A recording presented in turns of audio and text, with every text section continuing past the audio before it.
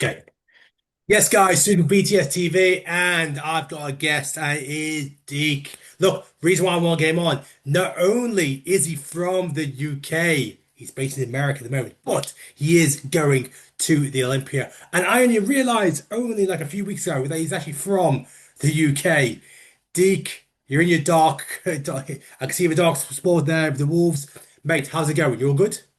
I'm very well, mate. I've been on cloud nine for a while, if I'm being honest with you. Mate, I'm But not surprised. it's starting to settle down now, and it's going to more into let's get locked in mode. The Big O's coming up. This is what I've prayed for many years, and I now have it. This is my shot to really make it happen. So, not So going to be my I, last, but I want my first appearance to be magical, of course. I want to jump on before we go into the Olympia. You're born and bred in the UK, so just give me a bit of background. Where were you born in the UK? So I'm actually from Tottenham, Okay, raised in Tottenham, Edmonton. And then when I got a bit older, I moved to Enfield. So that's like North London. gotcha. Okay, So I was there up until the age, damn, I was there for about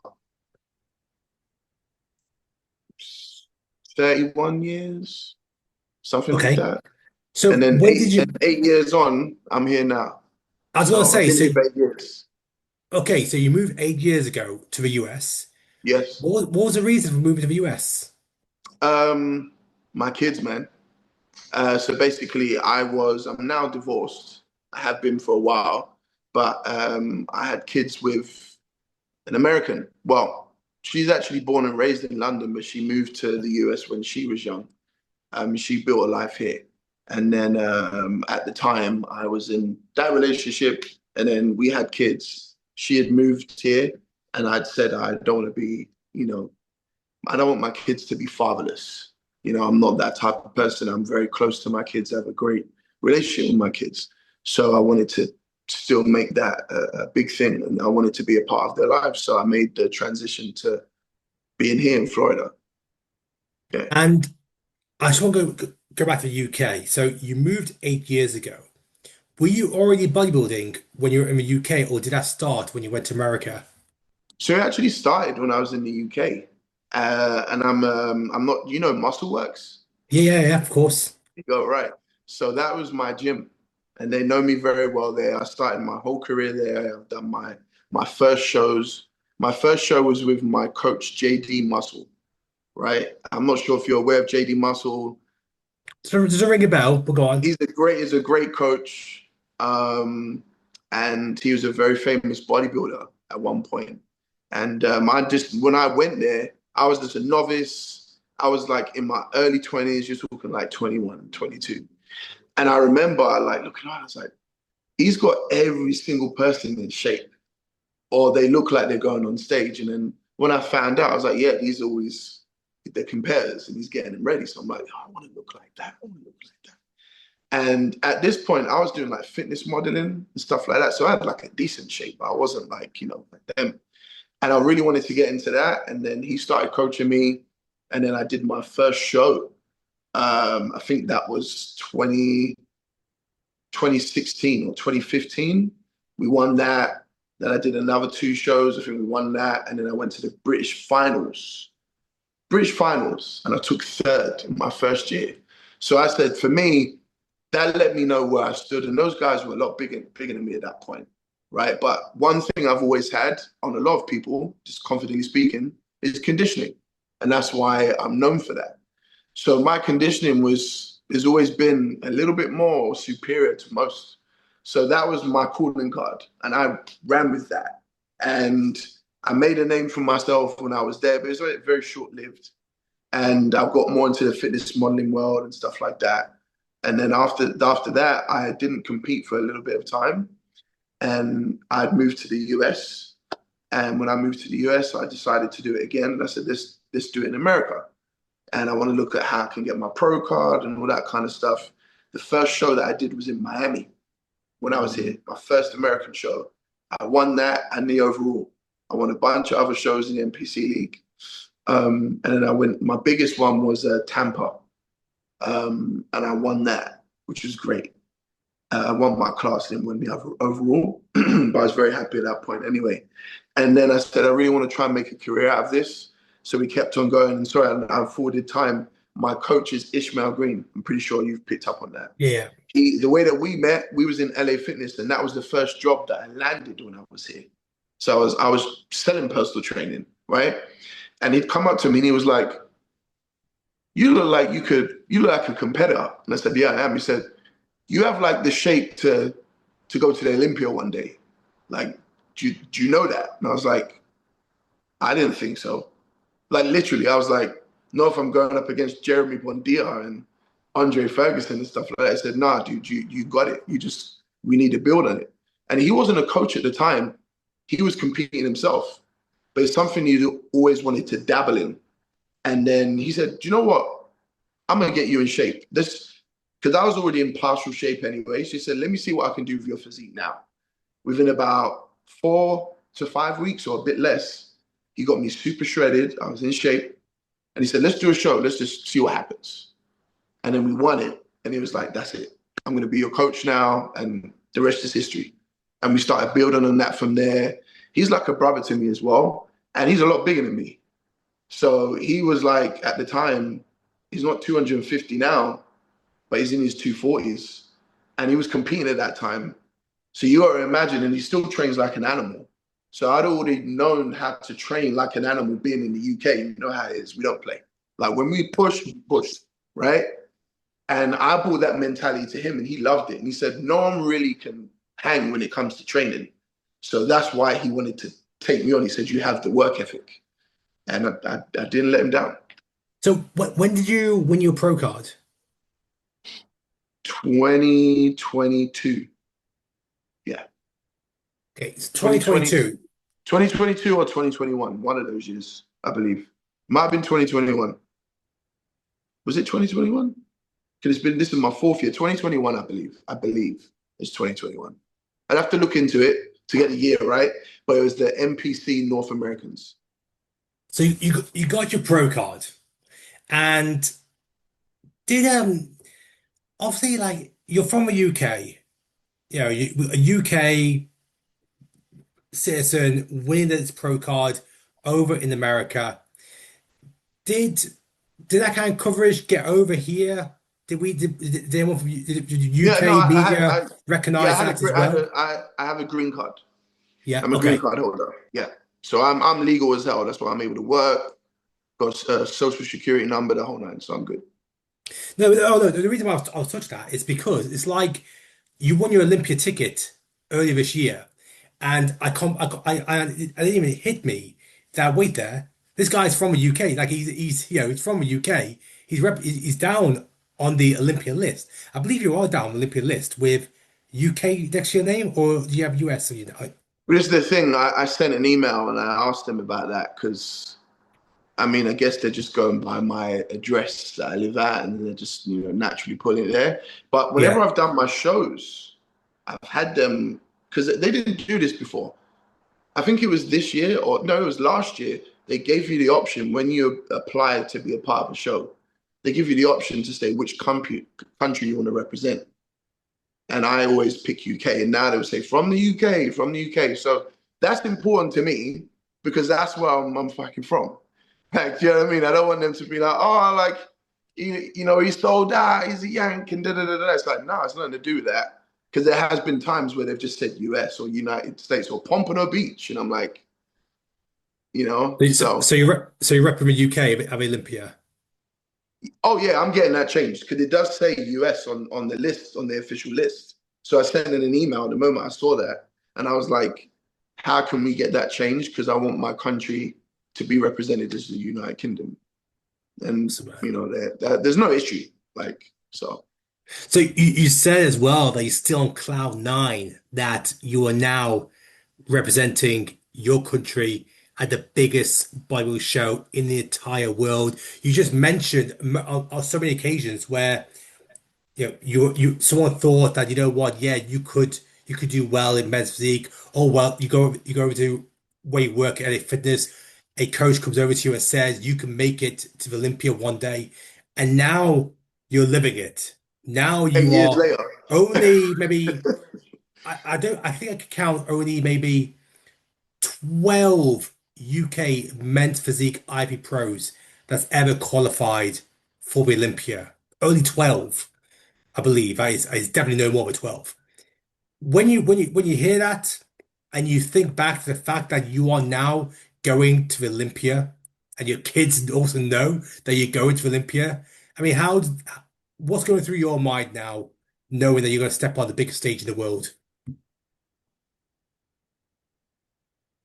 It's a really good question. Um, Sometimes hearing that, like, how do you feel, is kind of hard to put into words because the moment that someone asks me that, I just think about all the work that I've put in to get there. And that's what only the people that are competing to go to the Olympia and who are attending to compete will ever understand that. So that's what it brings me back to. All the years, it was 8 years, dude. This is a journey that me and my coach Ishmael have been on for 8 years. And it wasn't something that we thought out to do the moment we met each other. We were like brothers from the beginning. But he said, no, we need to take this serious. You're moving, you're going places, people like you, da da da da da. And he said, do you want to do it? And I said, yeah. And we just never stopped. We kept on, knocking down the door. I mean, if you've looked up my history, you'll be able to see that I was stuck in fifth place for a few years, man. They weren't moving me, no matter what package I bought. Even if I thought I was better than someone else on that day, or the community thought I was better, the people that attended, it didn't matter. They were not moving until I did Miami last year, and that put me on the map. Miami So, was my show. That's what everyone knows me for. We want to see Miami Deke, is what they say. So that's the look that they love. so Miami Deke lands at Olympia in 6.5 weeks. What what's the goal going to Olympia? What is the goal where after at the end of a year, come Christmas, you're enjoying yourself, you look back at Olympia, what result do you mark as it's been a success? Between a great placing at my first time at the Olympia would be top 12 to 13. If I can crack the top 10, I would love that. Is that something you believe is achievable if you bring that physique that you said you're known for, you bring that to Olympia in a lineup of what, maybe 65, 70 guys, you bring that. Do you feel then you can't break into that top 12, top 13? 100%. No, 120%. I can So say more. I can say more, and I'll tell you why. go Because on, why? I was just compared to number four in the world, and they don't just put anyone next to number four in the world. So where does that put me? Where does that put me? I'm not just gonna be what they say is an attendee. Oh, you're just going to Olympia. Nah, bro. Nah. I'm going to Olympia and I'm showing out, and they're gonna know who I am now because they already do. So where does it, that's the thing. You got to say to yourself, if you've been compared to number four in the world, what does that say about you as a physique? And that's not just any show. That's Tampa Pro. You know what I mean? So if I was just in front of Tyler Mannion, where I got my qualification in Colombia, and I went to Tampa Pro, and he loved this look in Tampa more than he did in Colombia. And he said, bring this to the Olympia. Bring that to the Olympia.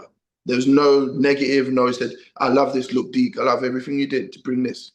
This is what I want to see at the Olympia. I'm like, okay. And that was enough. And then Emmanuel, great physique. He looked great on the day. Congratulations to him winning as well. I'm always a good sportsman. You know what I mean? So I was just happy to share the stage with him because what it means to me is that those are my peers. At this point, he's done more than me. So I respect him for that. And to know that I can stand against him and the caliber of athlete that way, that lets me know I'm within that caliber. I'm not out of it. Did the judges tell you that you pushed Emmanuel? Um, Was it close? I, I don't, I only spoke to Tyler. I Okay. didn't speak to all of them. So there was no mention of that. But I would definitely say that I did because it wasn't just a quick comparison. We was up there. I And know. if they're looking at you for a period of time, we're both being pushed at that point. Yeah. You see what I mean? So I would say, yeah, respectfully, we pushed each other. Top 12, top 13 in your Olympia debut would be absolutely incredible. What do you think that you bring to the stage that's going to give you the edge over the other guys who are also looking to maybe break into those placings? And maybe this is not their first Olympia. This might be their second, third, or fourth, their experience. But what are you bringing that's going to be fresh and give the judges no excuse but to give you like a high place and maybe even into a second call out? For me, I was always told to play to your strengths, right? My strength is my conditioning. I play my game. I'm not playing anyone else's game. So if I play my game, it's gone me pretty far. Done pretty good as of recent. So I'm going to stick to being one of the most, if not the most conditioned on stage, the hardest, the driest. Um, Do you think your condition will be very difficult to be I beaten? mean, I know when I go to any show that my conditioning is usually better than a lot of the people that are there. And that's because I understand my strength and I know what I can bring. It's like if you used to ask Aaron Banks, what's his strength? He knows it's his back. So you know the moment he turns around, that's like a that's like his power. And you can see that from when he turns around. It's the same with E-Man. Everyone's got an attribute that they can play to, right? I know what mine is. So I'm not going to play anyone else's game and I can say, yo, I'm going to do this, I'm going to do that. I'm doing what I've been doing already that got me here. So I'm going to continue to do that. And that is being the very balanced, very great proportion, really hard, dry, separated, and very well conditioned. Before we wrap it up, I want to ask this question because I want to just bring it back to your family. And it sounds like obviously your kids is a big driving force, a big motivation for yourself. You left the UK to be close to your kids because you said you never want them to go fatherless, and you're playing your role as a father to make sure that never happens. What's been the greatest lesson your kids have taught you that's helped you in your bodybuilding career? To never give up because I never expect my kids to follow my footsteps. I never followed my parents' footsteps either. But and it may sound cliche, but if you do honestly put your mind to something and you really do work, and it doesn't always work out the way that you want, but you can be very successful within something that you love and enjoy. If I put it into those words, and it's to never give up. With whatever it is, you want to be a scientist, you want to be a clothes designer, it doesn't matter. You need to put in the work and self-belief. That's what that taught me, self-belief. And they see that in me, and I've installed that in them. So with that self-belief, with that never giving up that they've instilled in you, how far do you think you can go as an IP pro in the men's physique division? I think I can go extremely far. Um, I think that I would be a very good ambassador for the sport. I carry myself well. Um, man, I take some good pictures if I do say so myself. I can mark it. It's just a matter of just being put in to the right hands. And um, I think I'm going off. I'm digressing here. Um, you got to remind me of what you said as the last question. Sorry. No, my last question was basically how far do you think you can go in the men's physique division? You said you can go very far. Placing wise, where do you think you could potentially go if you carry on with that never give up mindset that your kids have instilled in you? I reckon that I can exceed from being top 10 to going into top six, top five. And that's within time and that's with work put into it too. I can't tell you when and I can't tell you exactly how it's going to be done. but I'm also a realist and I know how these things work. And I know obviously the first time that I go, I have to make an impression. And one thing I will say since being in the US is that they do give you a shot here. That was a big deal for me. I didn't get that from the UK. I didn't. I'm just being completely open and frank, and I'm gonna say it how it is. But over here, they'll be like, all right, let's see what you got then. And if you do great, they give you a puff. But I just never found that when I was in the UK. And I genuinely feel over time, the more that I keep working, more that I keep improving, there's no reason why that I can't exceed top 10 and going into top six, top five, top three eventually, things like that over time, because everyone starts somewhere, everyone has a journey, right? You got Ryan Terry. Ryan Terry went from damn eight being in top 10 or eighth and working his way down. Took him years to get that. Years. How many years is it? I mean, Jesus, his first Olympia was what, 2015, I believe. He could have thrown in the towel a long time ago. Easily. He's been and done it, worn the t-shirt many times. But he was like, no, this is not good enough for me. I'm not going there to just place top eighth or top 10. I don't want that anymore. I've been doing that. And that's the same for me being stuck in fifth place. I said I hated it. So I was just like in that category. Or yeah, you're a first call out, but no, we're first call out and winning the show. That's what I wanted. I did that.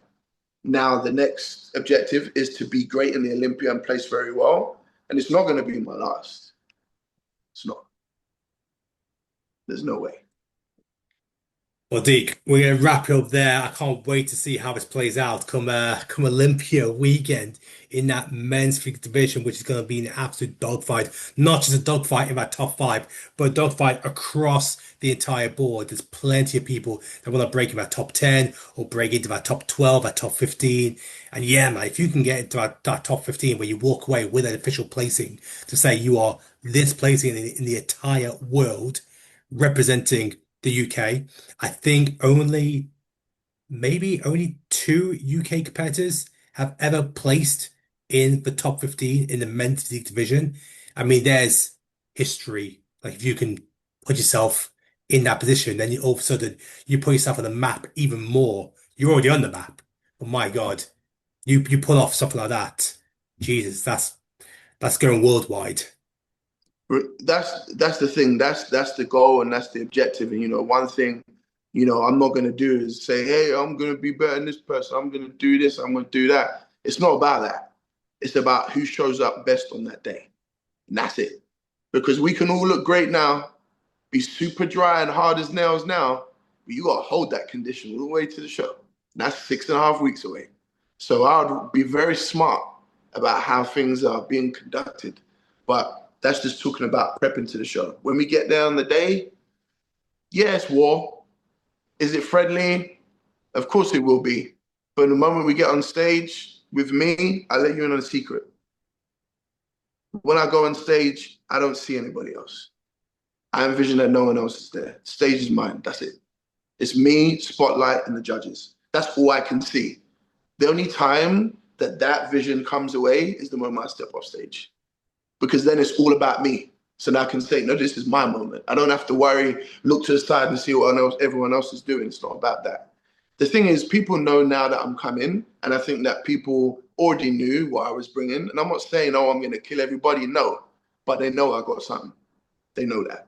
So I know, and anything that I wanted in this sport was respect for my peers, and I have that.